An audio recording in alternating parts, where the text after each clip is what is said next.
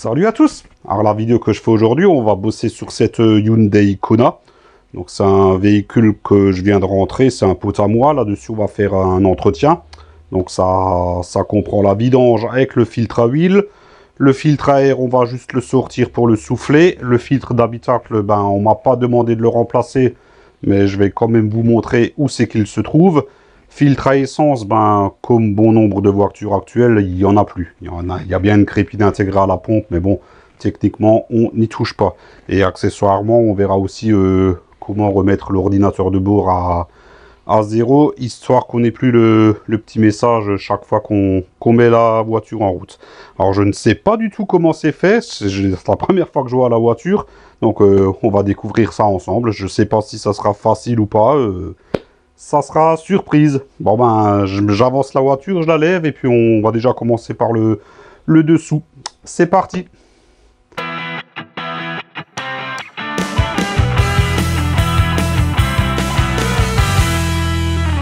Bon, j'ai levé la voiture. Nous voilà donc en dessous. Alors déjà, première agréable surprise, il y a besoin de rien démonter.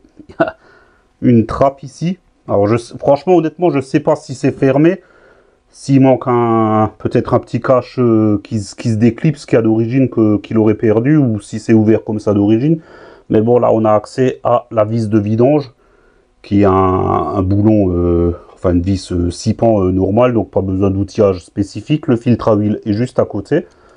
C'est vraiment bien foutu, donc du coup, on n'a pas besoin d'enlever tout le plastique là. Ça, franchement, c'est pas mal. Donc ici, à vue d'œil, ça doit être du 17. Et pour le filtre à huile, j'ai déjà préparé j'utilise cette manette là qui comprend on va dire 90% des empreintes de filtre à huile. Donc là j'ai déjà préparé celle qu'il me faut. Hop, pour mon filtre ici, on voit pas bien, j'ai pas de lumière. Ça tient, oui ça tient, hop, voilà, comme ça, pas de souci de démontage. J'ai pendant longtemps utilisé des clés à griffe, des clés à sangle. Mais ça, franchement, je dois admettre que ça change un petit peu la vie. Parce que c'est vrai que les clés à griffe, les clés à sangle, souvent, on glisse, il n'y a pas trop d'accès, surtout les clés à sangle. Maintenant, c'est difficile d'avoir un accès. Les clés à griffe, ça va encore.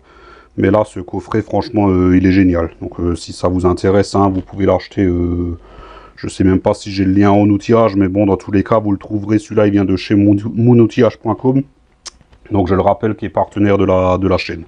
Enfin, assez jacassé, je mets la caméra sur trépied, je mets mon bac à vidange en place, et puis ben on va commencer à faire couler l'huile et à dégager le filtre à huile. Je mets tout en place et je vous reprends. Voilà, là on est prêt. J'ai mis une bonne luminosité sur la caméra, comme ça on n'a pas de souci de visibilité. Le bouchon, il était pas trop serré, c'est génial. Alors je lève au maximum mon bac parce que le bouchon il est incliné vers l'avant, donc l'huile, la voiture elle est chaude, hein, elle vient de rouler, donc l'huile elle va gicler relativement loin en avant puisque du coup elle est très fluide et moi je vais en avoir plein les doigts. Hop, voilà. Alors c'est un petit moteur essence, je ne l'ai pas précisé, donc c'est un 3 cylindres 1 litre. Je crois que ça fait 120 chevaux, une connerie comme ça.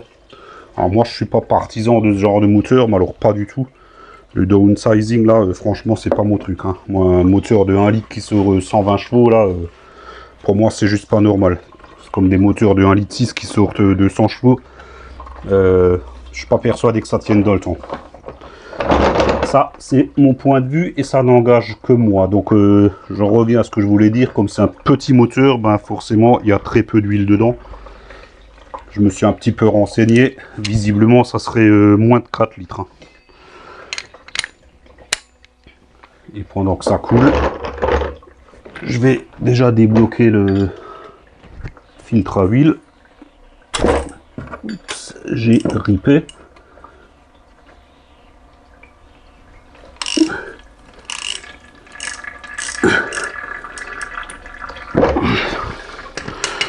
Voilà.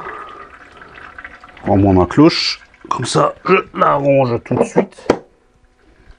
Et je peux défaire le filtre, que ça coule aussi un petit peu. Donc pareil, là on va attendre que ça finisse de couler. Donc là je coupe, hein, je laisse le filtre s'égoutter, le moteur s'égoutter, et je vous reprends juste derrière. Voilà, me voilà de retour. Donc j'ai encore un petit sointement au niveau du bouchon. Par contre le filtre, lui, il a fini de s'égoutter. Voilà, donc on le démonte et on le vide dans le bac à vidange. Voilà, et là, pendant que ça coule, ben du coup je peux préparer le filtre neuf.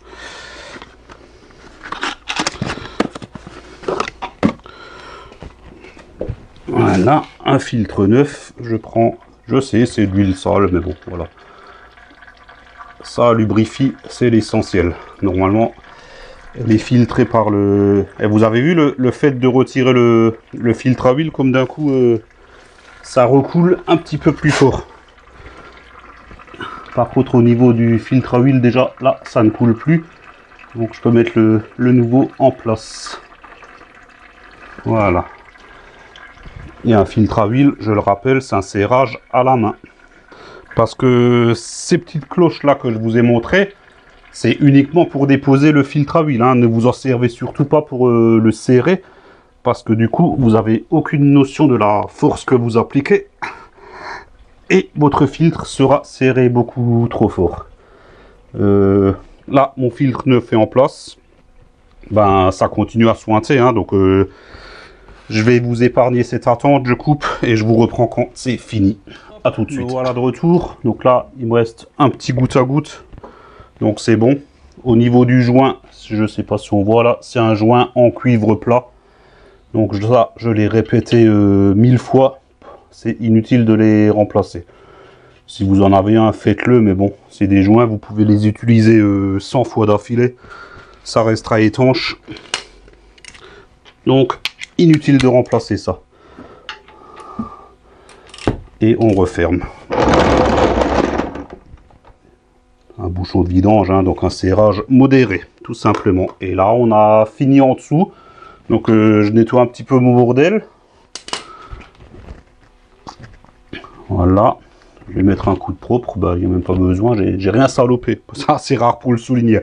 Et franchement, c'est bien foutu, là. J'aime bien. Et je redescends la voiture et puis on se retrouve sous le capot. Donc voilà comment ça se présente sous le capot. Donc on voit le petit 3 cylindres de 1 litre là. Vous voyez, côté courroie là, du coup il y a énormément de place, hein, du fait qu'il manque un cylindre, c'est pas mal. Ce qui nous intéresse nous, c'est le remplissage. Bon, juste au-dessus, pas de machin, la jauge juste ici. Et le filtre à air qui est juste là. Vous inquiétez pas pour la jauge, parce qu'elle est tirée, c'est moi qui l'avais tirée avant d'ouvrir le bouchon en dessous. C'est pas une obligation, mais bon, c'est pour se donner bonne conscience. Je vous mets là, déjà on va ouvrir ici, ça s'ouvre très bien, c'est un bouchon à visser et tout ce qu'il y a de plus classique. Pour l'huile, bon comme j'ai dit, moins de 4 litres, et c'est de la 5W30, donc là j'ai rien préparé. Je coupe juste 2 secondes, je vais chercher, on va mettre 3,3 litres, peut-être 3 litres 5, ouais, je sais pas. On va mettre à peu près 3 litres et puis après on ajustera. Je coupe juste 2 secondes, je vais chercher l'huile et je reviens. Me voilà de retour. Donc j'ai préparé dans un bidon, puisque moi je sors l'huile d'affût, 3,5 litres d'huile déjà pour commencer. C'est un peu chiant parce que l'entonnoir ne descend pas. Donc je vais être obligé de le tenir. J'ai horreur de ce genre de truc. En général, après on en fout partout. Je vais déjà passer 3 litres tranquillement. Et ensuite on commencera à faire un appoint. Donc là, rien d'intéressant. Je passe ça en accéléré.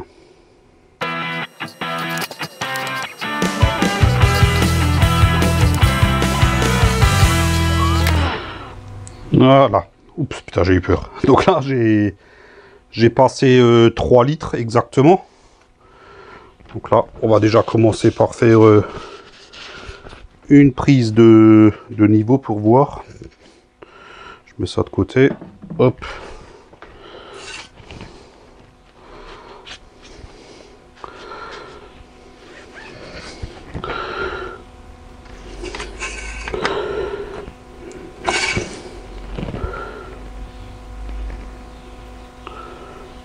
Putain, on serait bon avec 3 litres. Bon, après, en même temps, c'est qu'un litre de cylindrée. Hein. Parce que là, visiblement, je suis pile poil au max, en fait. Putain, heureusement que j'ai pas passé les 3 litres 5.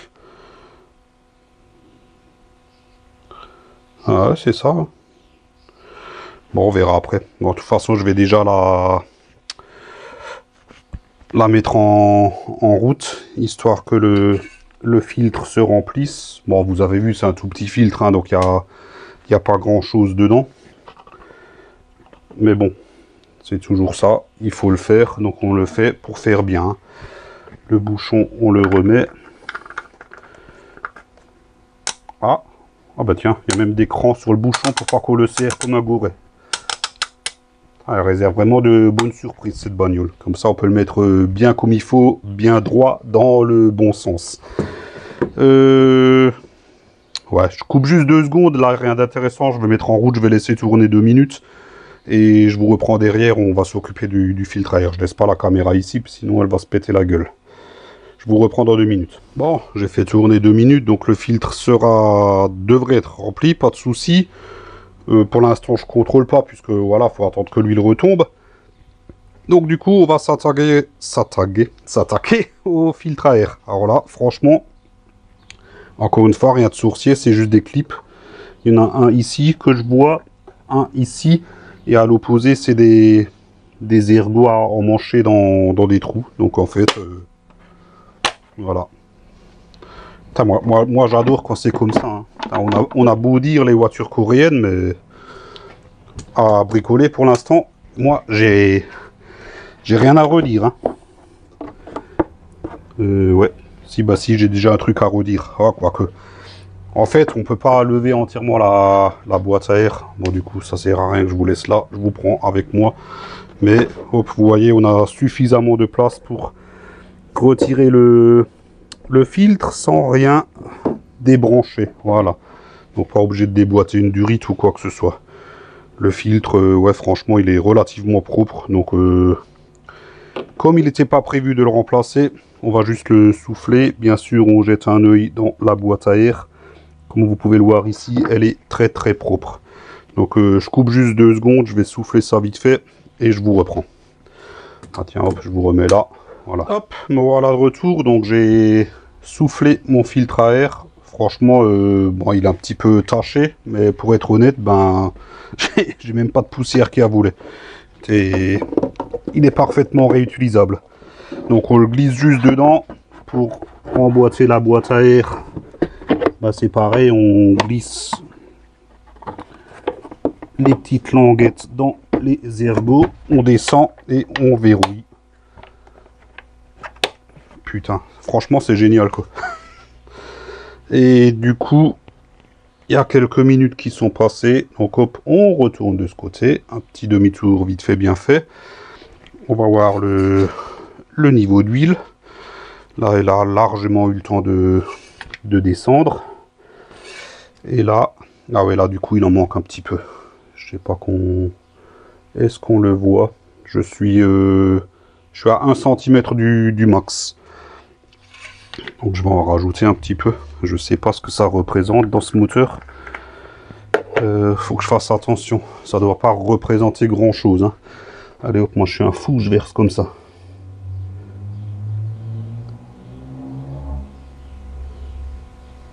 Voilà.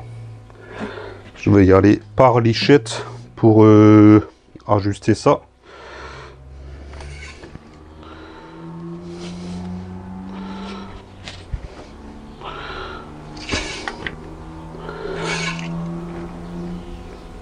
Et là, on est bon.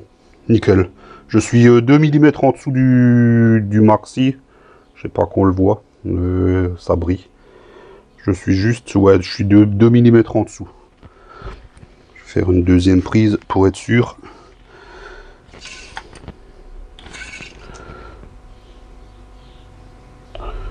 Ouais, c'est ça. C'est parfait. Alors du coup, qu'est-ce que j'ai passé dedans? J'avais préparé 3,5 litres. Peut-être 3,4. un petit 3,5. C'est vrai que c'est difficile à dire hein, avec les graduations du bidon. On va dire, mettez 3 litres. Si vous avez ce genre de moteur, mettez 3 litres et ensuite ajustez.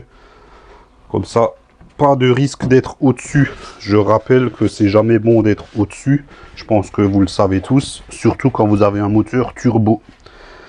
Encore sur un moteur atmosphérique, entre guillemets, on va dire que c'est pas trop grave, bien que ça puisse pousser sur les joints. Donc une usure prématurée des joints, mais sur un moteur turbo, ça peut avoir de graves conséquences. La vidange est finie, le filtre à air on l'a fait, on va passer au filtre d'habitacle. Bon, comme j'ai dit en début de vidéo, c'est pas prévu de le changer, mais je vous montre quand même où c'est qu'il est. J'ai regardé un petit peu vite fait avant, donc en général il est sous la baie de pare-brise, donc soit ici, là il n'y a rien, donc techniquement il est dans la boîte à gants. Je coupe et on se reprend à l'intérieur de l'habitacle. Je reste honnête, j'ai quand même regardé vite fait avant où c'est qu'il était, pour pas être obligé de chercher avec vous pendant une demi-heure, puisque comme je vous ai expliqué en début de vidéo, je ne connais pas du tout cette voiture, donc je découvre en même temps que vous. Bon là j'ai découvert il y a 2 minutes, donc je vous montre. La boîte à gants, on l'ouvre. Il faut que je vous positionne quelque part. Comment je vais faire ça?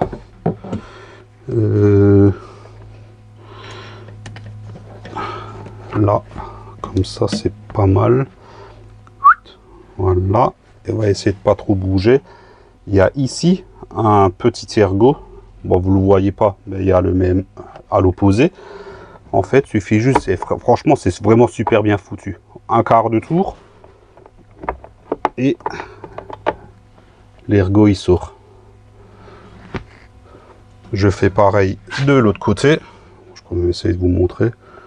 On verrait pas grand chose puisque du coup ma main elle est devant. Un quart de tour et là la boîte à gants bascule entièrement. Bon là je la retiens pour pas qu'elle se vide de son contenu. Et est-ce qu'on le voit dans le fond? Hop. Merde, faut que je descende un petit peu là. Ou comme ça peut-être. Ouais, là on le voit un petit peu. Voilà, là je suis en train de tapoter dessus. Il y a le couvercle du filtre d'habitacle. Et c'est un système de... Comme le filtre à air, ici une languette. On voit pas bien, je suis désolé, je peux pas vous montrer mieux. Si je laisse la lampe là, de ce côté, une languette qui rentre dans une gorge. Et de ce côté, 2 petits clips à appuyer. Un en haut, un en bas, on les presse ensemble. Et regardez, ça sort tout seul. Très franchement, c'est... Reste parmi nous. Je vous ai mis une claque là. Hein. Hop. C'est pas évident de filmer dans les habitacles. Et là, le filtre d'habitacle, je vais quand même, j'avais regardé tout à l'heure, mais je l'avais pas sorti. Là, je le sors. C'est un filtre à charbon actif qui est relativement propre encore. Bah écoutez, je coupe 2 secondes, je vais y mettre un coup de soufflette quand même, déjà que je l'ai dehors. Voilà, de retour. Pareil, il était très propre, donc je vais le remettre en place. Putain, comment je fais? Voilà, quand même faire attention. Est-ce qu'on le voit là, on voit pas bien. La flèche airflow, donc de dehors vers dedans, c'est-à-dire de en haut vers en bas. J'ai qu'une main parce que avec l'autre main, je suis en train de tenir la boîte à gants pour pas qu'elle se vide de son contenu. Parce que techniquement, elle se fout, elle se renverse entièrement. Voilà, là, il rentre vraiment tout seul. C'est vraiment bien foutu, quoi. Voilà. Et clic, et c'est fermé. Putain, franchement, ça change de bon nombre de trucs qu'on peut voir chez la concurrence. Hein. Ça, on le remet dedans. Un quart de tour, et voilà, ça tient. Pareil de ce côté.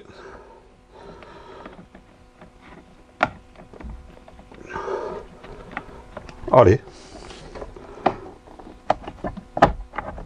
Et voilà. Et c'est fini. La classe. On a fait le tour. Donc qu'est-ce qu'il nous reste? La remise à zéro de l'ordinateur de bord. Ben je me mets en place et puis on fait ça. Allez hop, nous voilà au volant du Kona. Donc je vais déjà essayer de vous faire voir le message. Il s'affiche quand on met en route, je crois bien.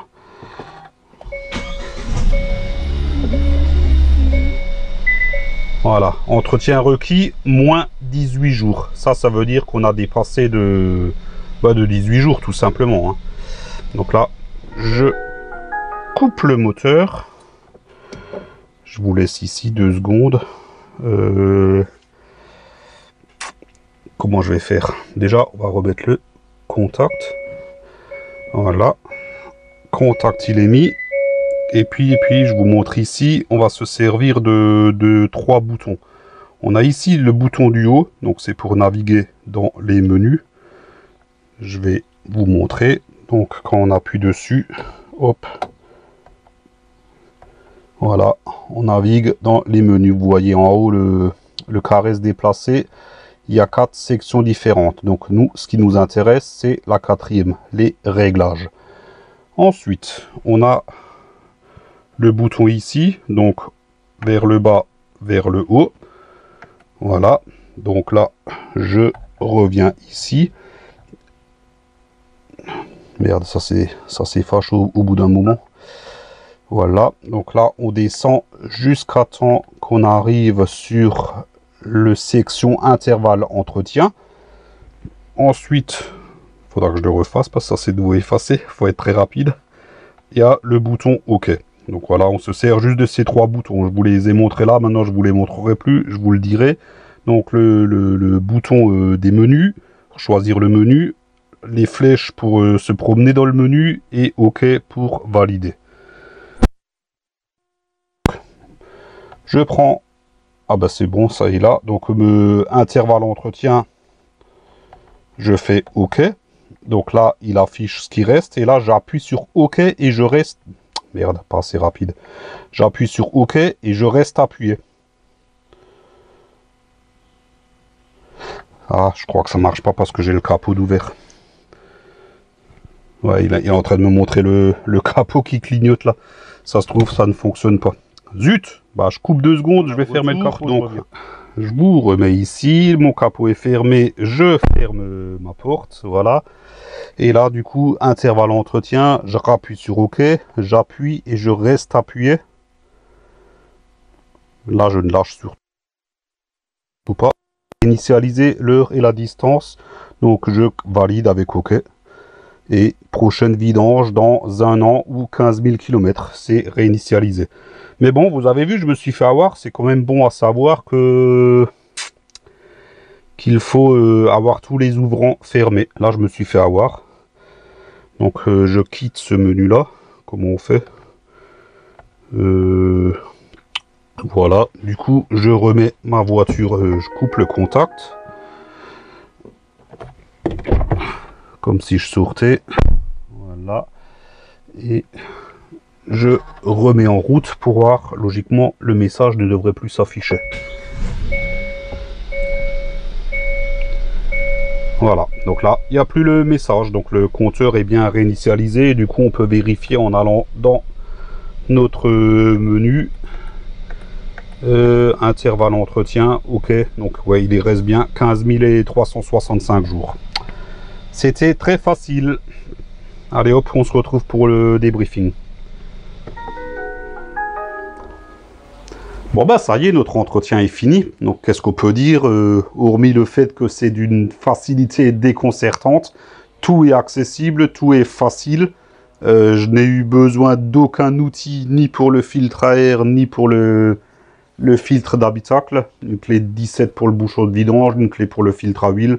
Enfin rien de transcendant, rien de spécial, pas d'outillage spécifique, pas d'empreinte à la con, pas de cache à enlever. Enfin, franchement, ouais, je suis agréablement surpris. Au niveau de la remise à zéro, pareil, ça se fait très facilement. Bon, vous avez bien vu, hein, faut fermer tous les ouvrants. Donc ça, c'est bon à savoir. C'est même bien, puisque la voiture, elle le signale, puisque le capot est clignoté. Il aurait très bien pu ne pas le faire, et puis le mec, il cherche, et puis au final, ça se retrouve en concession à payer. Enfin bref, ça s'est bien passé. J'ai mis 1 heure en filmant. Donc pour vous dire que cet entretien est complet, vous pouvez le faire en une demi-heure, les doigts dans le nez, voilà. Donc j'ai rien de plus à ajouter, donc si la vidéo vous a plu, un petit pouce en l'air, c'est sympa, ça fait plaisir. Pensez à vous abonner si ce n'est toujours pas fait. N'oubliez pas d'activer la cloche afin d'être notifié de la sortie des prochaines vidéos. Comme d'hab, tout l'outillage que j'ai utilisé, vous avez les liens en bas en description. Et vous trouverez tout également sur le site de monoutillage.com. Je ne le répéterai jamais assez, donc qui est partenaire de la chaîne. Vous avez 12% de réduction sur l'ensemble du site avec le code Tintin22. Et sur ces bonnes paroles, j'ai rien de plus à ajouter. Donc je vous dis à la prochaine. Ciao, ciao!